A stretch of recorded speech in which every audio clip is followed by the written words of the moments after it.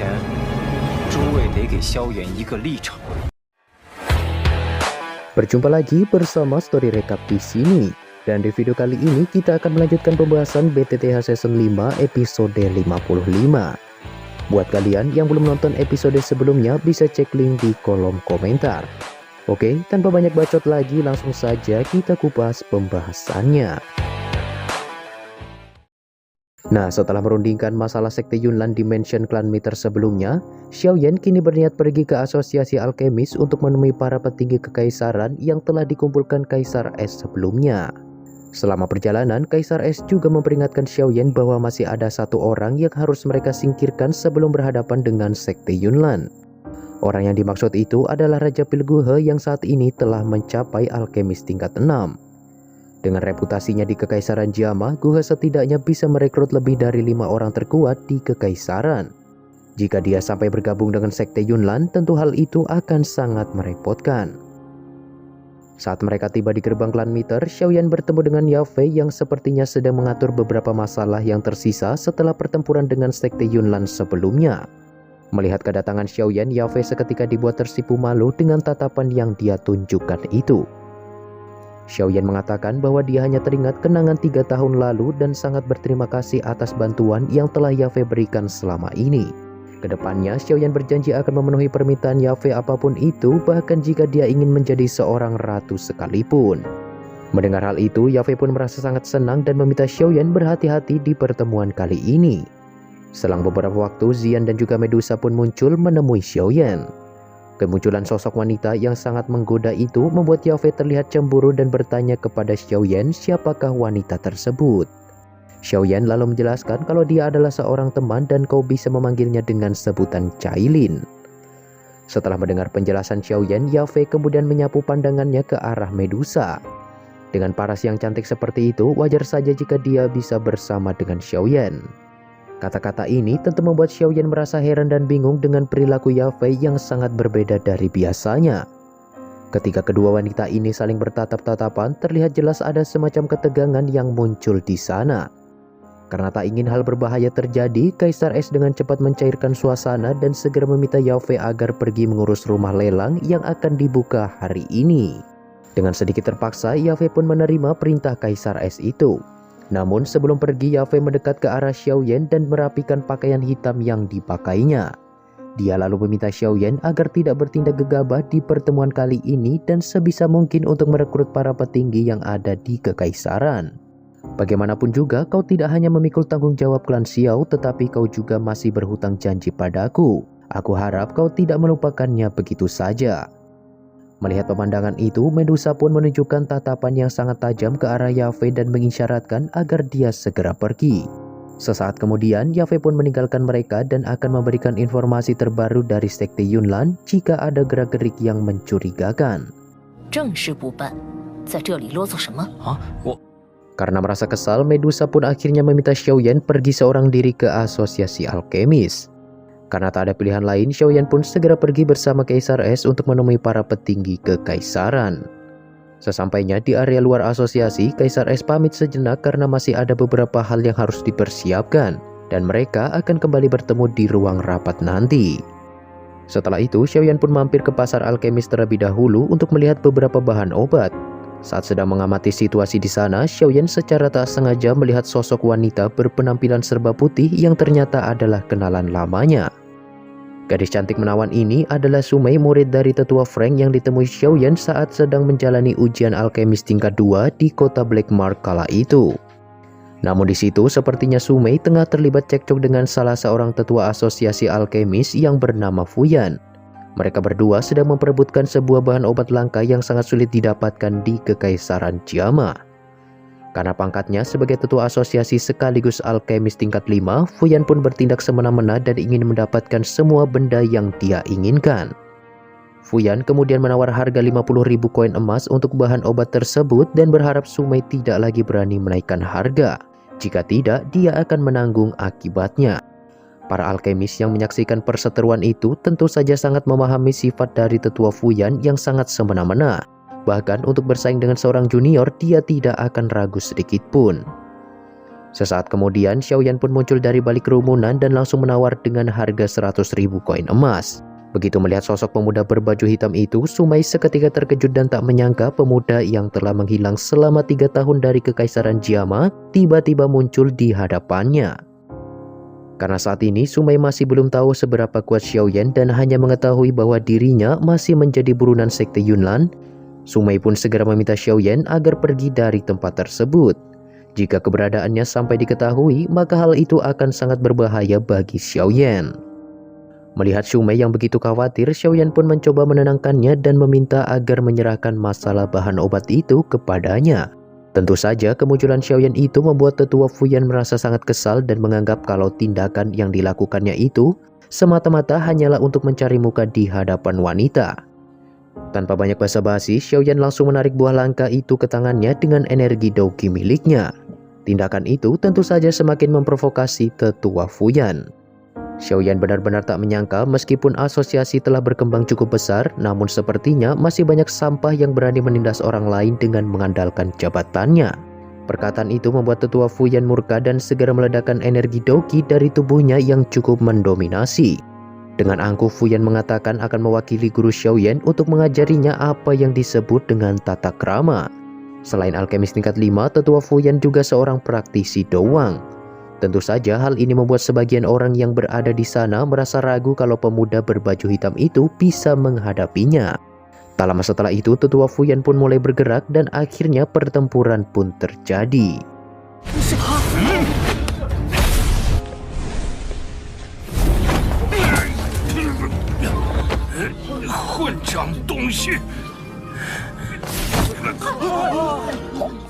Semua orang yang hadir sungguh tak menyangka sosok pemuda itu mampu mengalahkan seorang doang dengan sangat mudah.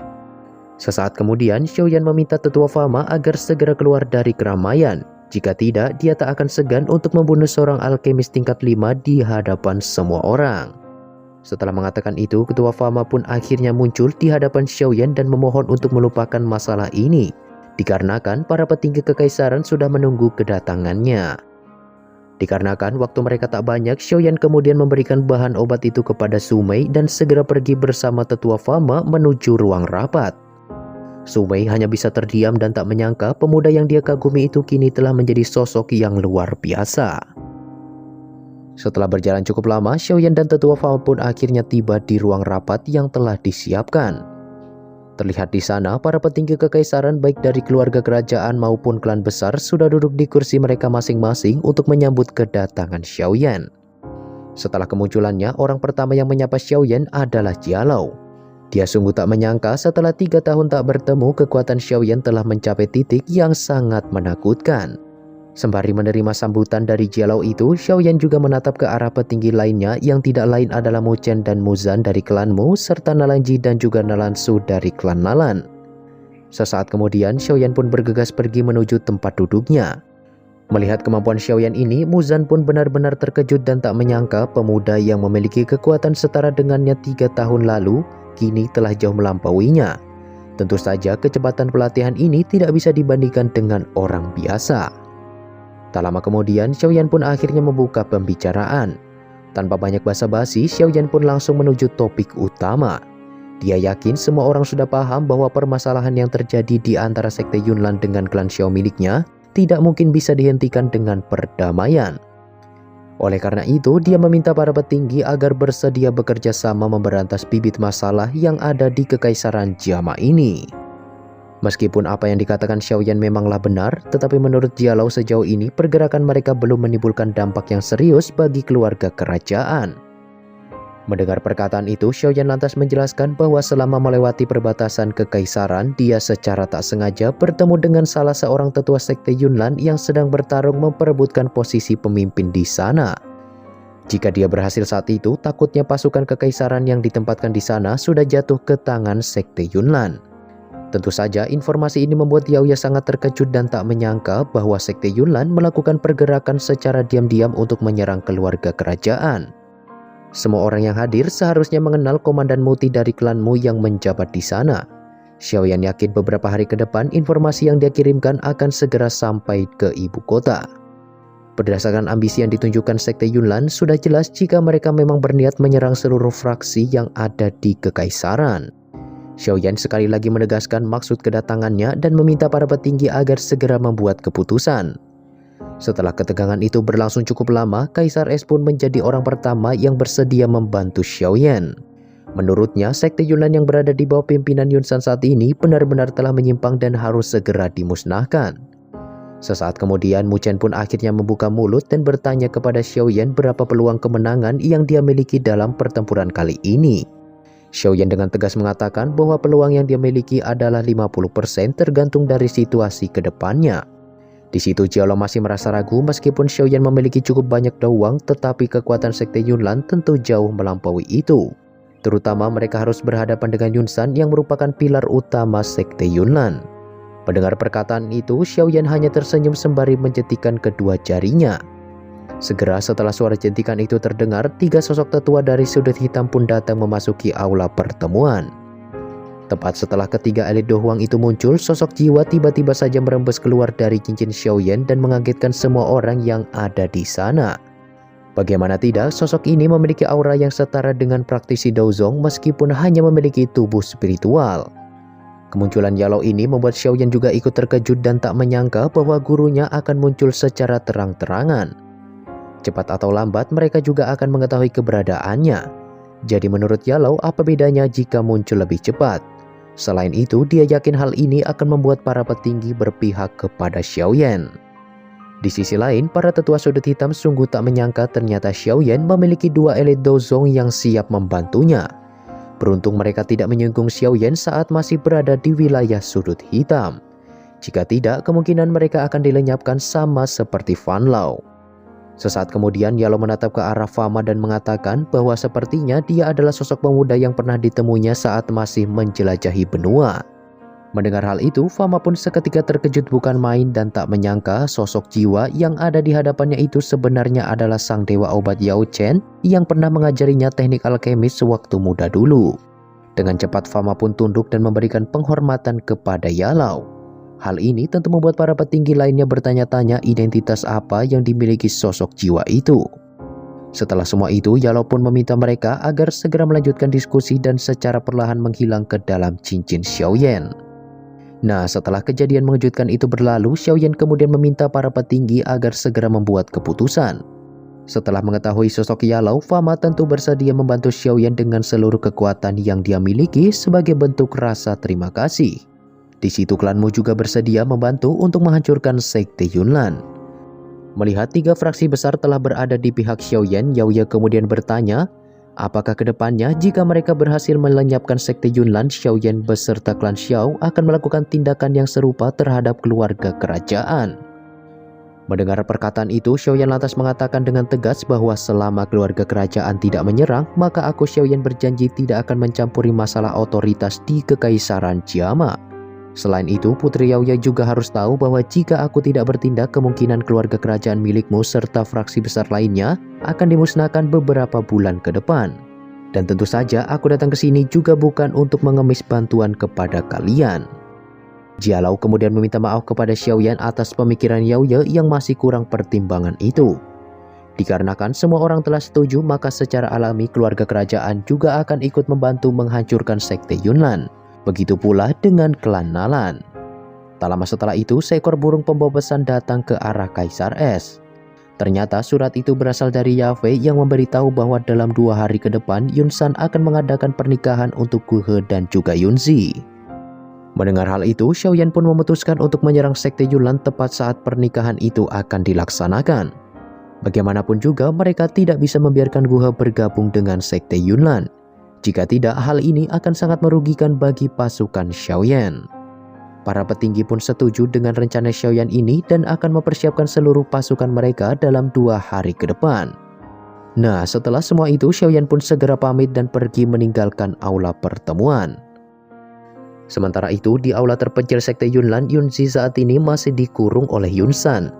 Tak hanya itu, ternyata Yunsan juga menyegel kekuatan Yunzi sehingga dia tidak bisa menolak permintaan gurunya itu untuk menikah dengan Raja Pil Gu He. Meskipun Doki miliknya telah disegel, namun aura Do Huang yang ada di dalam tubuhnya tidak berkurang sedikit pun. sehingga dia bisa merasakan bahwa ada seseorang yang sedang mengawasinya dan segera menyuruhnya untuk keluar. Karena sudah ketahuan, Guha pun datang untuk menemuinya. Kedatangannya itu membuat Yunzi semakin kesal dan berkata, "Guha, aku sungguh tak menduga kau orang yang seperti itu. Bagaimana bisa kau memanfaatkan kekuatanku yang tersegel ini untuk mengambil kesempatan dan memaksaku untuk menikah denganmu?" Mendengar perkataan itu, Guha pun cukup terkejut dan mengatakan bahwa semua itu adalah rencana Yunsan seorang dan sama sekali tak berhubungan dengannya. "Jika kau masih mengingat pertemanan lama kita, kau seharusnya menolak permintaan guruku itu," ucap Yunzi dengan nada agresif sembari menatap ke arah Guha. Guha perlahan menghirup nafas sembari mengatakan, "Bukankah alasanmu menolakku itu semua karena Xiaoyan? Aku bukanlah orang bodoh. Sebelumnya Yunsan telah mengatakan semuanya padaku. Apakah menurutmu bajingan kecil itu lebih layak daripada aku yang seorang raja pil ini?" Mendengar perkataan itu, Yunzi seketika menegur Guha dan mengatakan bahwa kau tidak memiliki kualifikasi untuk mengatur semua masalah dalam hidupku. Bahkan jika guruku terus memaksa untuk menikah denganmu, aku khawatir pada akhirnya kau hanya akan mendapatkan seorang mayat. Penolakan Yunzi itu membuat amarah di wajah Guha seketika melonjak dan mengatakan, "Kau benar-benar berani bertindak sejauh itu hanya karena Xiaoyan. Memang benar saat ini dia telah kembali ke Jiama, namun jangan terlalu cepat senang. Meskipun dia telah menghubungi fraksi besar yang ada di Kekaisaran, tetapi kekuatan Sekte Yunlan sudah berkembang pesat sejak 3 tahun yang lalu. Jika dia gagal lagi kali ini, Yunsan pasti tidak akan memberikan kesempatan kedua baginya untuk kabur.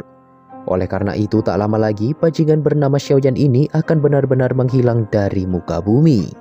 Setelah mengatakan itu, Guha menghela nafas dan bergegas pergi meninggalkan aula tersebut.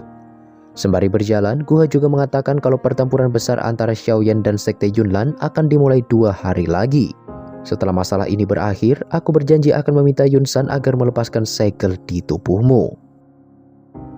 Malam harinya, Xiaoyan terlihat merenung sejenak di alun-alun mansion klan Xiao sembari menatap ke arah ibu kota. Tak lama setelah itu, Medusa pun muncul menemui Xiaoyan. Meskipun Medusa tidak berniat membantu Xiaoyan melawan Yunsan, tetapi dia masih menagih pil pemulihan roh yang dijanjikan oleh Xiaoyan. Setelah memakan pil tersebut, maka dia tidak perlu ragu lagi untuk membunuh Xiaoyan. Akan tetapi, Xiaoyan merasa kalau sebenarnya semua itu hanyalah alasan belaka. Bagaimana mungkin ular surgawi bisa menekan Medusa sampai sejauh itu? Meskipun perkataan Xiaoyan ini cukup menyudutkan Medusa, tetapi dia terus saja menyangkal dan mengatakan bahwa dirinya sama sekali tidak memiliki perasaan apapun kepada Xiaoyan. Selang beberapa waktu, Xiaoyan lantas mengatakan bahwa mungkin saja dia akan terbunuh di tangan Yunsan besok. Dengan begitu, kau tidak perlu lagi meminum pil pemulihan jiwa untuk melepaskan diri dari ikatan ular surgawi 7 warna. Setelah mengatakan semua itu, Xiaoyan pun secara perlahan pergi meninggalkan Medusa. Begitu sosok itu menghilang dari pandangannya, Medusa pun mulai menunjukkan perasaannya yang sulit diungkapkan. Nah, kira-kira seperti itulah pembahasan BTTH Season 5 episode 55-nya. Thanks buat kalian yang sudah menonton video ini dan sampai jumpa lagi di pembahasan selanjutnya.